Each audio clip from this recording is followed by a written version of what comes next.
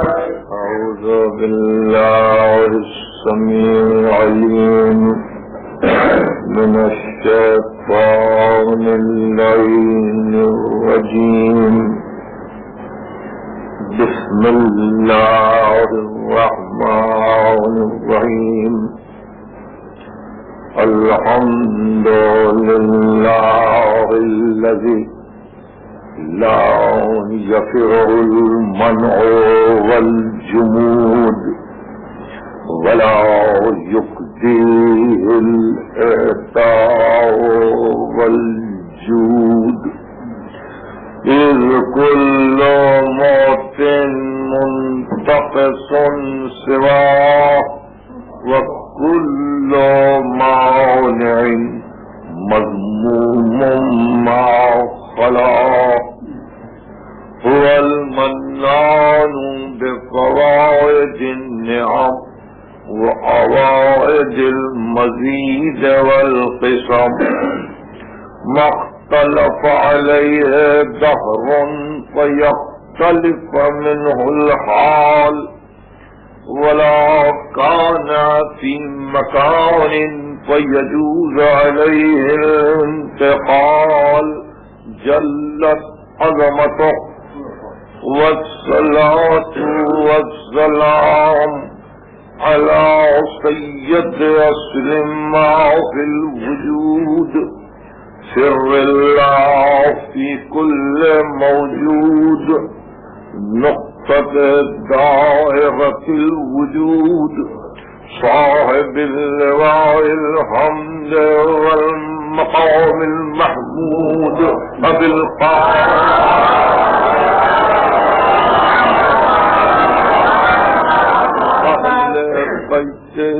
السيدين الطاهرين المعصومين المظلومين، الذين أذهب الله عنهم الرجس وطهرهم تطهيرا.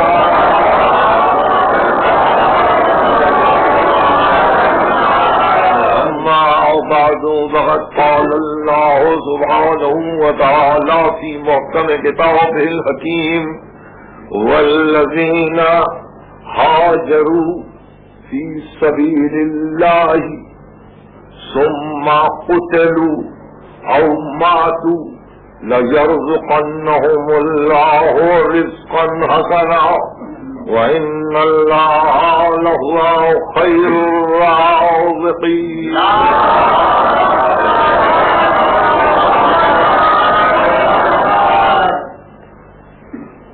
سورہ حج میں ارشاد باری ہے کہ وہ جو اللہ کی راہ میں ہجرت کرتے ہیں،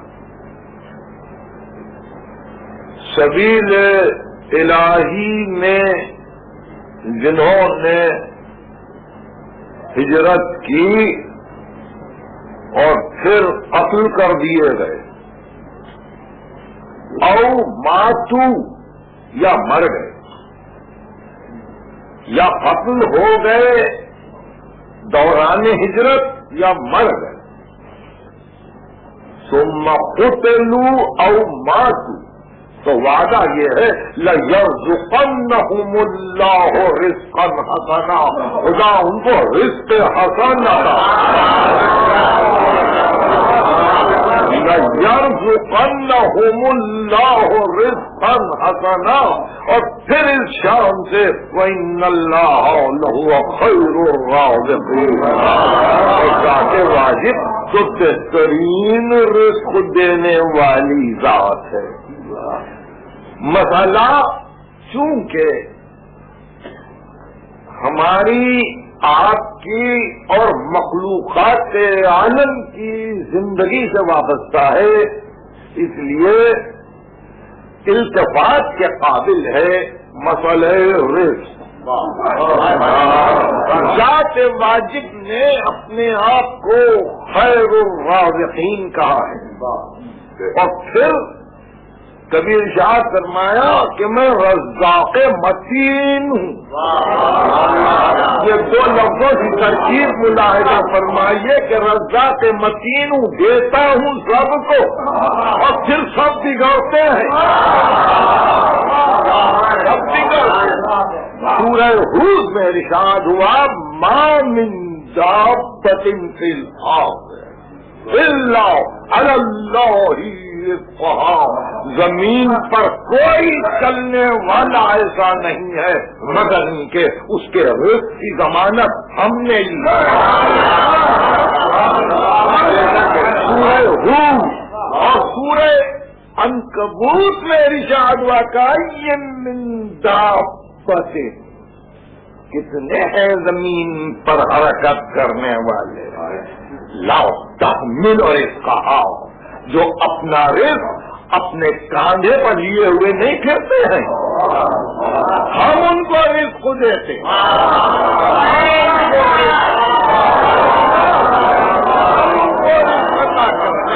وہ اپنے کاندھے پر لیے ہوئے رزق نہیں پھرتے.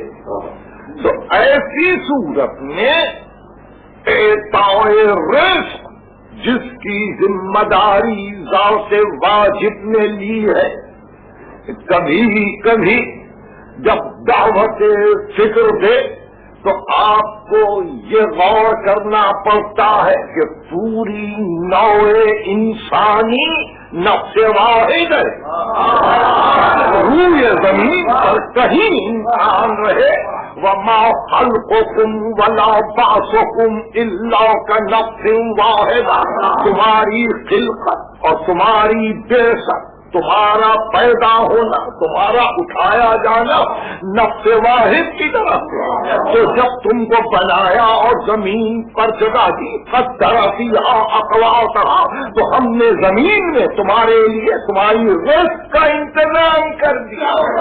اب ساری زمین پر جتنے بھی بندے جی رہے ہیں، جتنی بھی مخلوق پل رہی ہے، زمین میں اتنی صلاحیت ہے، اتنی استعداد ہے، اتنی قابلیت ہے کہ ان سب جینے والوں کے لیے وہ سامان رزق فراہم کرے. زمین کو اس قابل بنایا. لیکن اگر زمین پر عارضی نظم و نسق رکھنے والے اور زمین پر انسانی حکومت کے مختلف مظاہر اگر اپنے آپ کو تجارت کے انداز میں اور قیمتوں کے اترنے اور چڑھنے پر غور و فکر کرتے ہوئے کسی جگہ غلے کی فراوانی کو دیکھ کر لاکھوں ڈالر صرف اس لیے خرچ کریں کہ فاضل غلہ جلا دیا جائے یا فاضل غذا بیکار کر دی جائے، تو ایسے میں اللہ سے تو کوئی الزام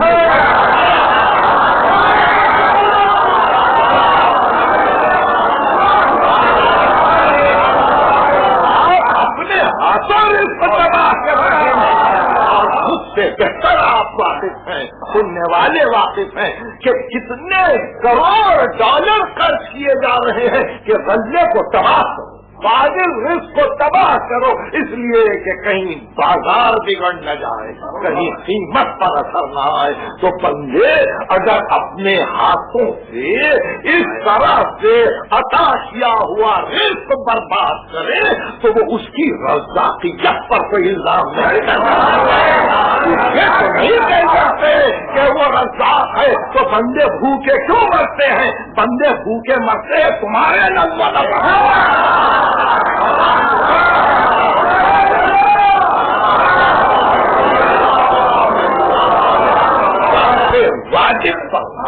واجب پر آنے واحد کے لیے شعبہ الزام نہیں آ سکتا کہ اس نے اپنے بندوں کو کہیں سے محروم رکھا. صرف یہی نہیں کہ اس نے میدے کے لیے رزق بنایا، اس نے جس چیز کو خرچ کیا اس کے لیے رزق بنایا، جس چیز کو خرچا اس کے لیے رزق بنایا.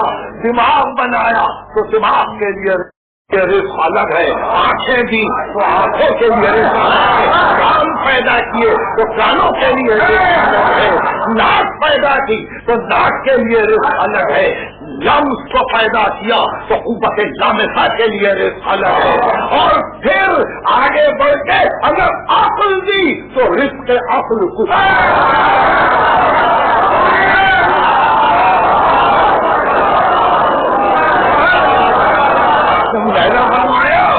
کہ وہ رزاق متین ہے، وہ جس چیز کو کار فرماتا ہے اس کو بغیر رزق نہیں رکھتا۔ اچھا منظر آنکھوں کے لیے رزق ہے، اچھی آواز کانوں کے لیے رزق ہے، اچھا ذائقہ زبان کے لیے رزق ہے، حکمت کی باتیں عقل کے لیے رزق ہے۔ اس طرح سے ذات واجب نے کسی کو بغیر رزق نہیں رکھا، خیر الرازقین ہے، بہترین رزق دینے والا ہے، اور پھر رحمان ہے، موسیٰ کو بھی رزق دیتا ہے، رحمان ہے، ابراہیم کو بھی رزق دیتا ہے، نمرود کو بھی رزق دیتا ہے۔ یہ نہیں کہ اپنے بندے کو رزق دے اور جو اس سے سرتاری کرے اس کا رزق بند کر دے، یہ رحمانیت کا تقاضا نہیں ہے۔ اس نے یہ طے کر لیا جب تک جیو گے رزق میں جیو گے رزق میں دوں گا، اس لیے رزق کی شکایت نہ کرنا، رزق کی شکایت نہ کرنا۔ سب سے بڑی انسان کی ناشکری یہ ہے کہ وہ ذات واجب پر یہ الزام لگائے کہ وہ رزاق ہوتے ہوئے اپنے بندوں کو بھوکا دیکھتا ہے۔ بندے اگر بھوکے رہتے ہیں تو وہ ہمارا اپنا بنایا ہوا نظم و نسق کا ایک راستہ ہے کہ جہاں جا کر بہت سے انسان صحیح معنی میں وہ رزق نہیں پاتے جو ان کو پہنچنا چاہیے۔ دینے والا تو سب کو دے رہا ہے، اسی منزل پر آگے بڑھ کر جا فرمایا یہ نہ سمجھنا، یہ بھی نہ سمجھنا کہ سب کے لیے ہم نے طے کر دیا ہے کہ سب کو ایک ہی طرح سے رزق دیں گے، ایک ہی طرح سے رزق دیں گے، نہیں۔ وَزَلْنَا بَعْضَكُمْ عَلَىٰ بَعْضٍ فِي الرِّزْقِ، ہم نے بعض کو بعض پر رزق میں فضیلت دے دی۔ اب اس شبہ کو بھی نکال دیجیے، وہ کسی کو زیادہ رزق دیتا ہے، کسی کو کم، جو رزق کو دیکھتا، صلاحیت کو دیکھتا، استعداد کو دیکھتا، قوت تحصیل کو دیکھتا، استقبال کی کیفیت کو دیکھتا ہے اور رزق عطا کرتا ہے۔ کیا فرمایا؟ فضل بعضکم علی بعض فی الرزق، ہم نے کسی کو زیادہ رزق دیا، کسی کو کم رزق دیا، مگر حکم یہ ہے فَمَنْ الَّذِينَ فُضِّلُوا، مگر یہ ہے کہ جن لوگوں کو ہم نے رزق زیادہ دیا ہے، بِرَادِّ رِزْقِهِمْ عَلَىٰ مَا مَلَكَتْ أَيْمَانُهُمْ، کیا بات ہے کہ جن کو ہم رزق زیادہ دیتے ہیں وہ اپنے رزق کو کیوں نہیں تقسیم کرتے ان لوگوں پر جو ان کے در سے نگل رہے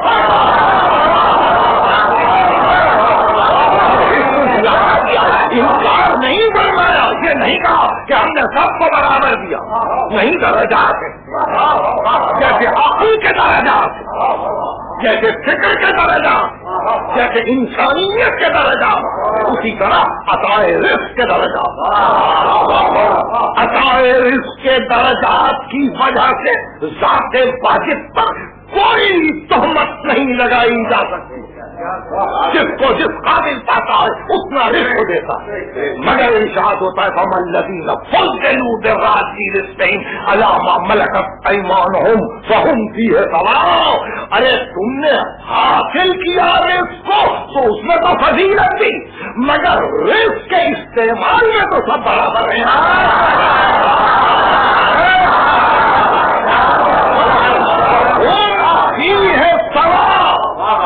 استعمال رزق میں سب برابر، تو ایسی منزل پر ایک اور مسئلے کو قرآن نے حل کر دیا کہ ہم تو بہت سو کو بہت سو کو رزق میں اضافہ کر دیتے ہیں، مگر یہ چاہتے ہیں کہ جب ان کے پاس اضافے سے رزق پہنچ جائے تو جو ان کے سخت نگر ہو وہ ان تک تو رزق پہنچا دے، وہ ان تک تو رزق پہنچا دے. اس لیے کہ ان کو ہم نے راہ واسطہ بنایا، ان کو ہم نے ذریعہ بنایا ہے کہ ہمارے فیض کے لیے ذریعہ بن کر رہے ہیں، ہمارے کرم کے لیے ایک راستہ بن کر رہے ہیں. تو آپ نے دیکھا کہ یہ مداری رزق، یہ مداری رزق ہے. اور اس کے بعد ارشاد ہوا بڑی وضاحت کے ساتھ کہ دیکھو ایک مثال ہے اور اس مثال کو نہ بھولو. ضرب اللہ عبدا مملوکا، ضرب اللہ عبدا مملوکا، سورہ نحل. کہ اللہ ایک مثال دیتا ہے ایک غلام کی، لا یقدر علی شیء، وہ کسی بات پہ قادر ہی نہیں ہے. ضرب اللہ مثلا عبدا مملوکا لا یقدر علی شیء ومن رزقناہ منا رزقا حسنا. اور دوسرا وہ شخص ہے کہ جس کو ہم نے اپنے پاس سے رزق حسن دیا. اب مثالیں دی، ایک غلام ہے تو کسی بات سے قادر نہیں ہے، ایک وہ ہے جس کو ہم نے رزق حسن دیا ہے. تو اس کا عالم یہ ہے ومن رزقناہ منا رزقا حسنا فهو ينفق منه سرا وجهرا. وہ اب رزق پانے والا رزق حسن کا کبھی چھپا کے تقسیم کرتا ہے، کبھی علانیہ کرتا ہے، کبھی رات کی تاریخی میں دیتا ہے، کبھی دن کی روشنی میں دیتا ہے. تو جس کو ہم نے رزق حسن دیا وہ رزق حسن کو روکتا نہیں،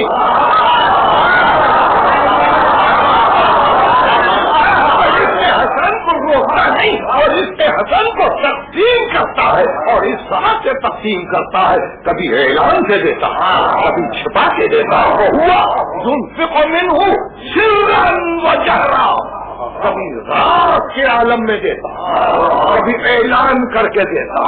ایسے بندے سے ہم خوش ہیں اور ہم دیکھتے ہیں کہ وہ جو دوسرا ہے وہ مملوک ہے، روک رکھتا ہے رزق کو، وہ غلام ہے. آزاد اور غلام کی مثال لے تو دے دے، غلام کو سے لے تو روک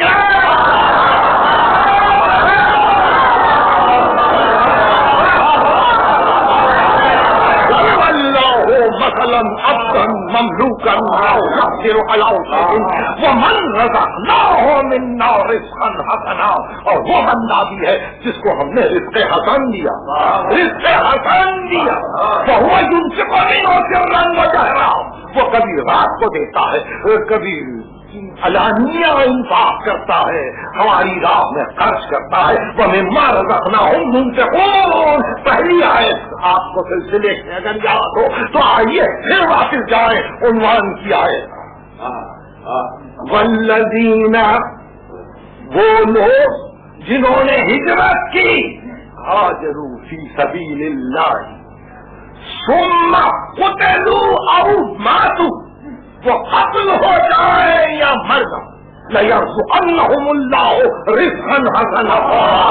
ان کو خدا رزق حسن دیتا ہے تو وہ غلام نہیں ہے.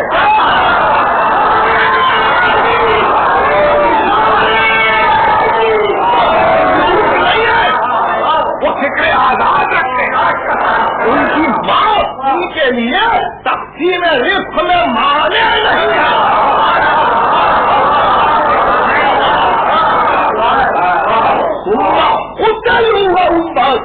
لَيَرْزُقَنَّهُمُ اللَّهُ رِزْقًا حَسَنًا.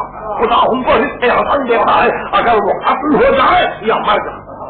دیکھیے رزق کا تصور تو جینے کے ساتھ ہے نا، زندگی کے ساتھ ہے. یا انسان ہوتا ہے مرنے کے بعد، مرنے کے بعد رزق حسن دیتے ہیں تو وہ اور تقسیم کر رہا ہوگا.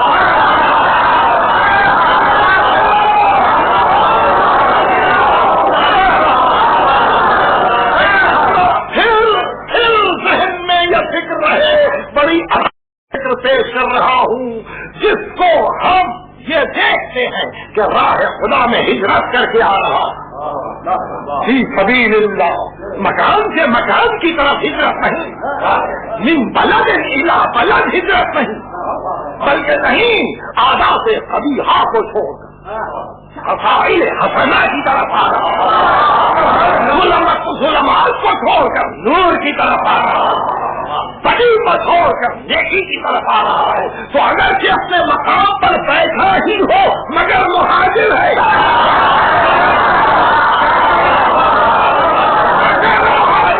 اس لیے کہ حرکت مسلسل ہے، حرکت مسلسل ہے، خیر مسلسل ہے، خیر عقلانی ہے، ظلمت سے ہٹ رہا ہے نور کی طرف آ رہا ہے، باطل سے ہٹ رہا ہے حق کی طرف آ رہا ہے، غیر حق کی طرف سے ہٹ رہا ہے حق کی طرف جا رہا ہے، تو ایسے موقع پر مہاجر ہے۔ اور اگر اس عالم میں عقل ہو جائے یا مر جائے، عقل ہو جائے تو اس کے معنی یہ کہ دشمنوں نے مارا، اور اگر مر جائے تو اس کے معنی یہ کسی کی محبت میں مر گیا،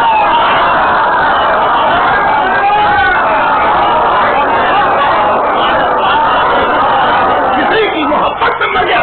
اب دیکھیے ہم اس کو رزق حسن دیتے ہیں، یعنی اب ایسے قتل ہونے والے یا ایسے مرنے والوں کو مردہ نہ سمجھا،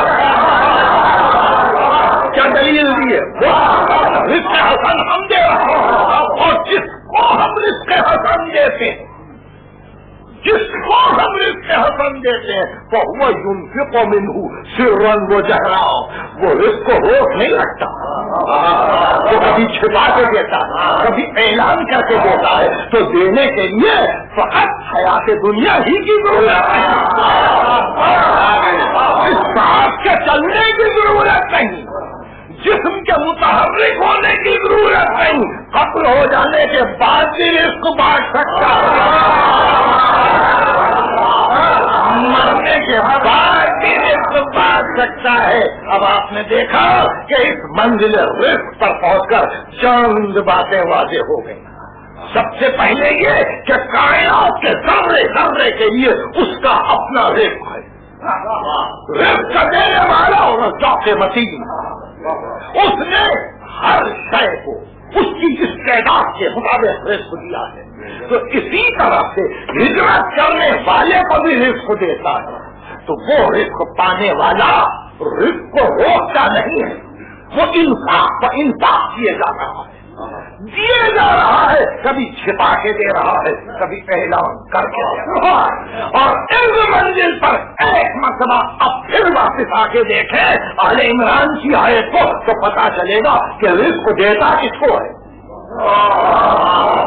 رزق دیتا کس کو ہے، تو ایسے منزل پر ارشاد ہوا کہ لا تحسبن الذین قتلوا فی سبیل اللہ امواتا بل احیاء عند ربهم یرزقون، اللہ کی راہ میں قتل ہو جانے والوں کو مردہ نہ کہنا، یہ قرآن ہے، یہ قرآن ہے، لا تحسبن الذین قتلوا فی سبیل اللہ امواتا، گمان بھی نہ کرنا،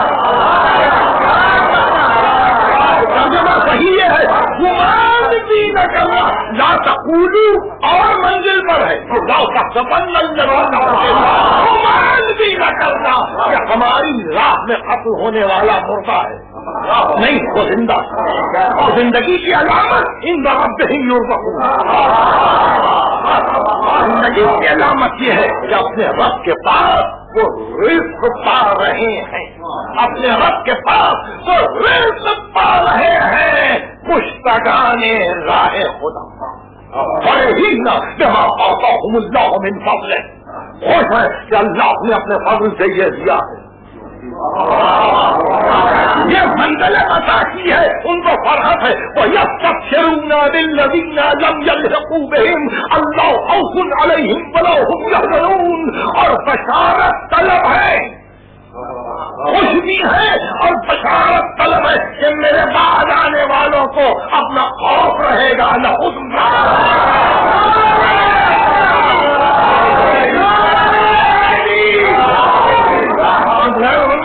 یہ کون سی منزل ہے کہ راہ خدا میں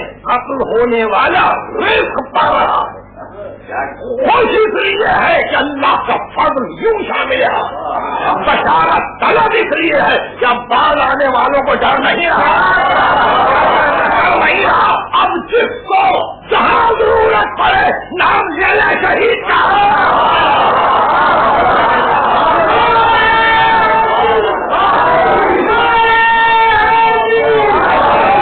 جس کو جہاں ضرورت پڑے نام لے لے شہید کا.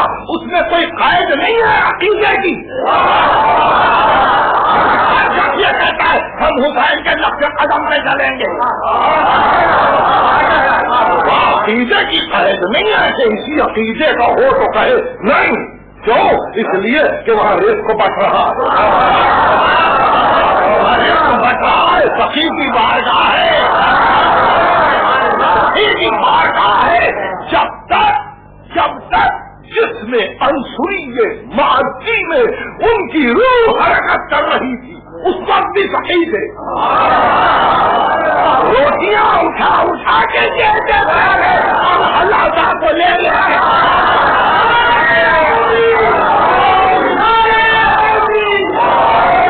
مرنے کے بعد تو رزق رکا نہیں. رزق رکا نہیں. شہیدوں نے رزق دیا. شعور کو رزق دیا. عقل کو رزق دیا. فکر کو رزق دیا. آگے بڑھ کے ادب کو رزق دیا. حکم کو رزق دیا. فہم انسانی کو رزق دیا. تمدن کو رزق دیا. تہذیب کو رزق دیا. یہ شہیدوں کا رزق ہے. اسے ہم جی رہے ہیں.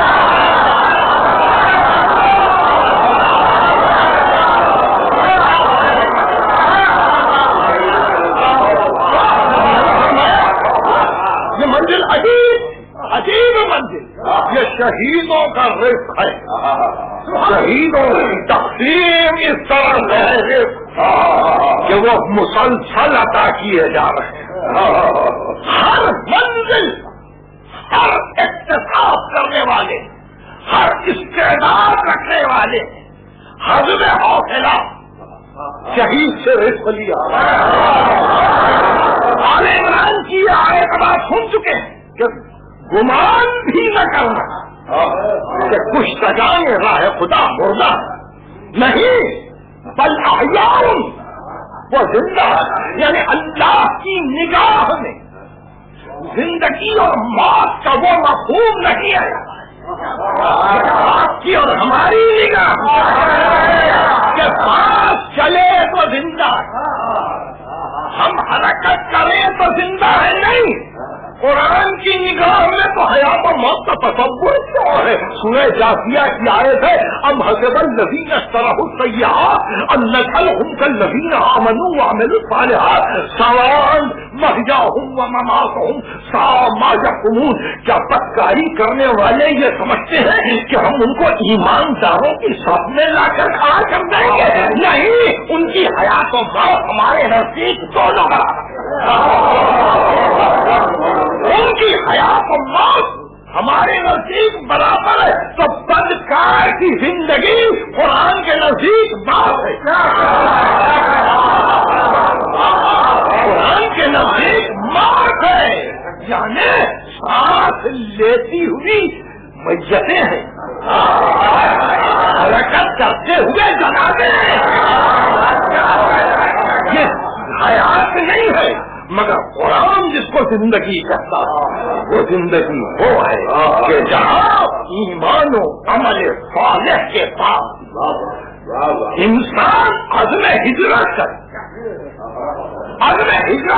ظلمت سے نور کی طرف اب قتل ہو جائے یا مر جائے ہم اس خالق سے حسن دیں گے. تو قتل ہونے والے کی شہادت لازم, شہادت کی زندگی ثابت, مگر مرنے والے کے لیے کہا اللہ و من مات علی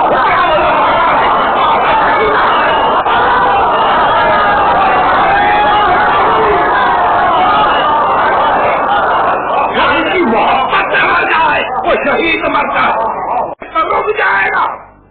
اس ہاتھ سے رزق کو چھین کر دوسرے کے ہاتھ میں میں خبردار وہ کو نہیں دیکھے جاؤ. تو اس لیے یہ کرم ہے کہ رزق مل رہا ہے 1390 ہجری کا محرم ہے، ابھی تک رزق مل رہا ہے اور قیامت تک ملتا رہے گا۔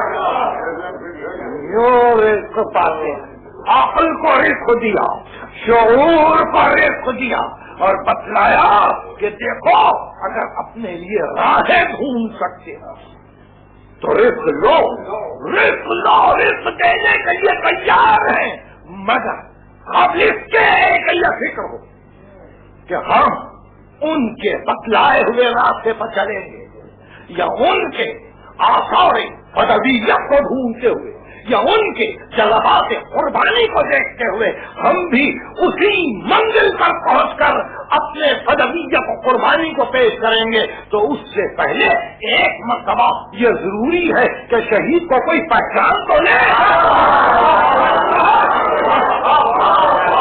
کس منزل پر گفتگو جا رہی ہے، اے شہید کو پہلے پہچانو، پھر یہ کہو کہ ہم ان کے قدم بقدم چل رہے ہیں۔ کون ہے شہید؟ کون ہے شہید؟ اسلام میں ایک ہی ذات عظمت کے قابل ہے، اسلام میں ایک ہی روح کمال ہے، ایک ہی روح ایمان ہے، اسلام مکمل ایک ہی قدسی صفات ہے اور وہ ذات گرامی ہے احمد مصطفیٰ۔ انہیں کا کلمہ ہے، انہیں سے اذان ہے، انہیں سے تشہد ہے، انہیں پر سلام ہے، انہیں کے لیے درود ہے، وہی مظہر صفات جلال و جمال الہی ہے، سب کچھ وہ ہے، سب کچھ وہ ہے۔ اور پھر انہوں نے اللہ کے پیغام کو آخری صورت دے کر یہ بتلایا کہ قیامت تک اس پیغام کو رہنا۔ تم ایسی صورت میں نبی چاہتے تھے کہ اس کام کو پورا کرنے کے لیے، اس کام کی تکمیل کے لیے میں کسی ایسے کو چن لوں، کسی ایسے کو چن لوں کہ اگر بدویت کو قربانی کی منزل آئے تو وہ نہ اپنا خیال کرے، نہ بچوں کا خیال کرے، نہ گھر والوں کا خیال کرے، نہ گھر کے وطن کا خیال کرے، کسی کا خیال نہ کرے۔ اس لیے اپنی چاہتی دیکھی سے بیٹے کو پسند کر کے سینے سے لگا کے کہا حسین حسین